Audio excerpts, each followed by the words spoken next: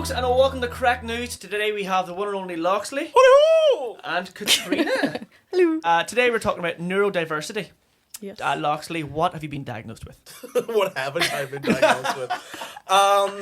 I have been diagnosed at various stages in my life. I got diagnosed with childhood ADHD. Oh, really? Okay. And I am now but I've been re-diagnosed for adult ADHD in India. Now I'm being re-diagnosed for adult ADHD here in the UK. Okay. And I've also gotten, because there's so much change around how ADHD is diagnosed. Right. Now the re-diagnosis here, at least the wait process, is for AuDHD, autism and ADHD. And ADHD, okay, kind of yeah. to like break down the stigma and see it's like a spectrum. Yeah. Katriona, what have you been diagnosed with? Well, I actually only got diagnosed with ADHD in June of this year. Okay. And were you on like a long waiting list? I actually had to pay privately, so I was just bopping about unmedicated for years and years, and I've been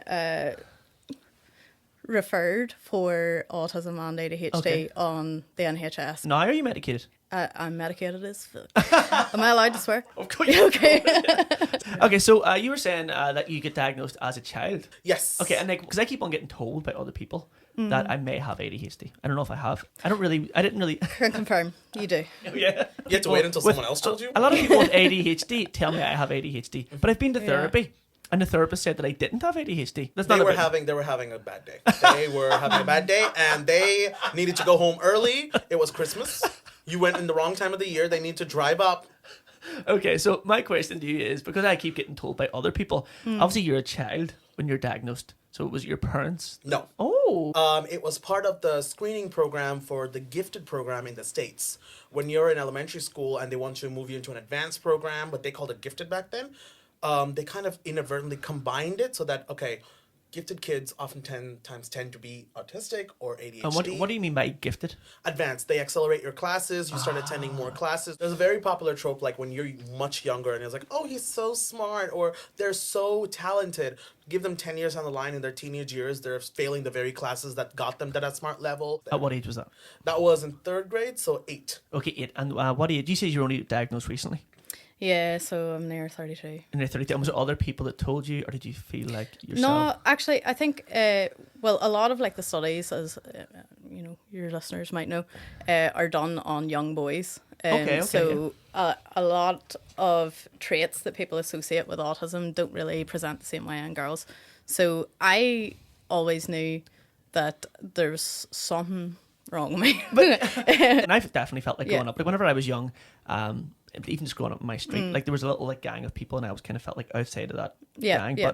But Because you're one of us. But some people I know feel like that, and they mightn't have necessarily have like ADHD or autism. They just feel they don't have like the same. They just don't associate with certain people. So what was it that you felt like? How was it you felt different? Well, similarly to Lauxley, I was a very gifted child, so I was very smart. The teachers both loved and hated me because You're smarter than them. good at doing my work and everything. Okay, but then I would finish it so fast, and then I just want to mess, And but see the way you're saying like you're really, really interested in your work. Is that like hyperfocus? Yeah, I could only do that with things that I was actually interested in, though. And I don't know if you already asked this, were you medicated whenever you were a child? So I'm still unmedicated after all these years and multiple diagnoses regarding that. So it is very hard to be brown and queer and have ADHD. There's so much intersectionality there. But for this story, it's only being in a brown household or a colored household and telling them you have ADHD, and your dad finding out through the schools like, oh, you've been tested for ADHD.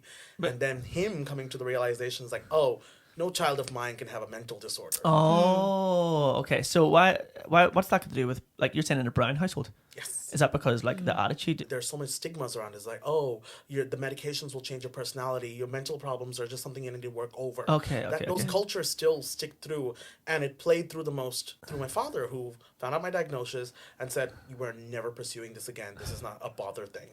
He shredded my diagnosis documents. It was dramatic as hell. And that's why it took me a decade later to get re-diagnosed. Okay, it was a whole 10 years later that you got re-diagnosed, and you're still not on medication? I got re-diagnosed in India, and diagnosis there is hard on a whole other level. Okay. But you need to get re-diagnosed by a neurologist in order to get medication. Yeah, because I went to a That's therapist, so and she was complicated. like, I can't diagnose you officially, but if you want to go and get like a real diagnosis and get medication, you have to go to a psychologist or something. Well, so I had to pay $1,000 for a private diagnosis. And where was that, in Belfast? Like in Glasgow. So it was over Zoom. Very expensive. It was a grand for the assessment. Then you had to have a medication initiation session, so that was like 360 quid. And then they like suggest what they think you should go on. And what medication did you go on? I'm on Elvance or Vyvanse. Yeah. And has it made your life easier? It's completely transformed my life. Really? My house has never been so clean. Yeah, it's crazy. I'm imagining my room right now. Yeah, because you can sense two different, very different energies. Well, here. I did wonder how we were going to do a podcast with 3 people with ADHD without interrupting each other every 2 seconds. So ADHD, do you think it gets taken as seriously as other mental health disorders?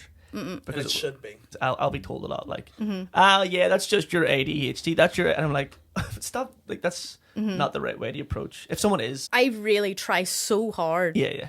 So hard to plan in advance, to be on time, and like I don't want to let anybody down or anything like that. And well, people often, do you know people in your life who would give you grief for that, like roll their eyes and be like, oh, it's that ADHD type of thing? Yeah. Oh, yeah. Well, no, they wouldn't. They would think like, well, I can be on time, why can't you, sort of thing. Okay. They're not really thinking about ADHD or that's a symptom of that. They're just like, you're a shit friend, or you're a shit, you're shit at your job, or you're shit at this.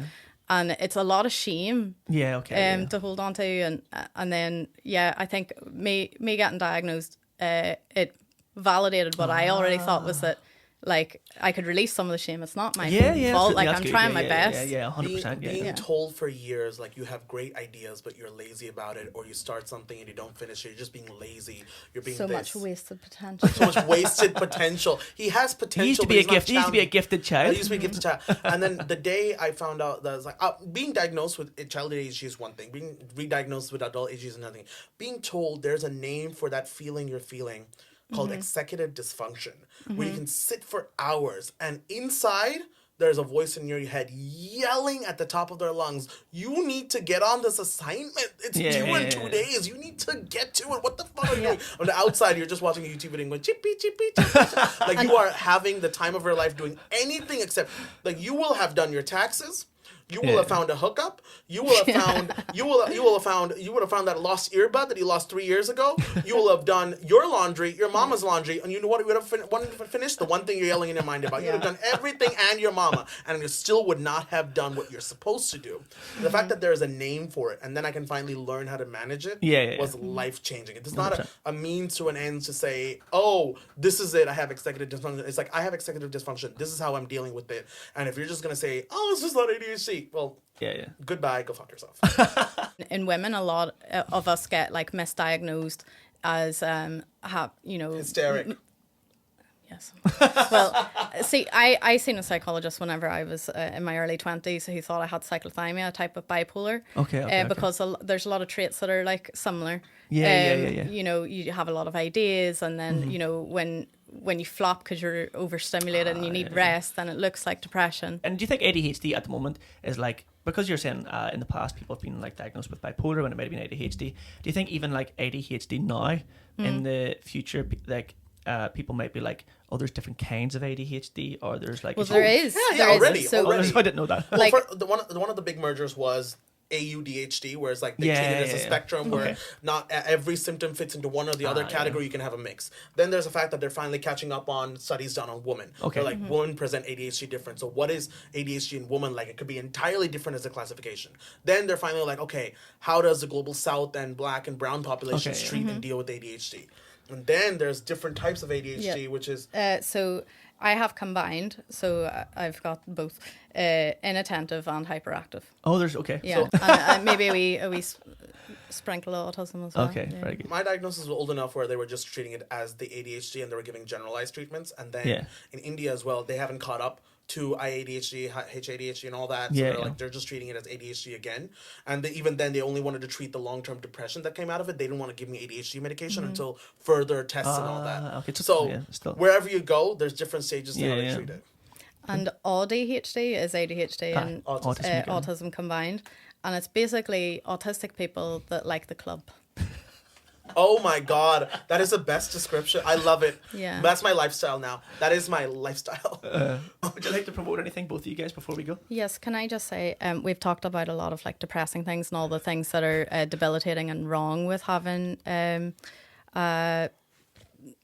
neurodevelopmental disorder. Being neurospicy. However, there is really good things about it too.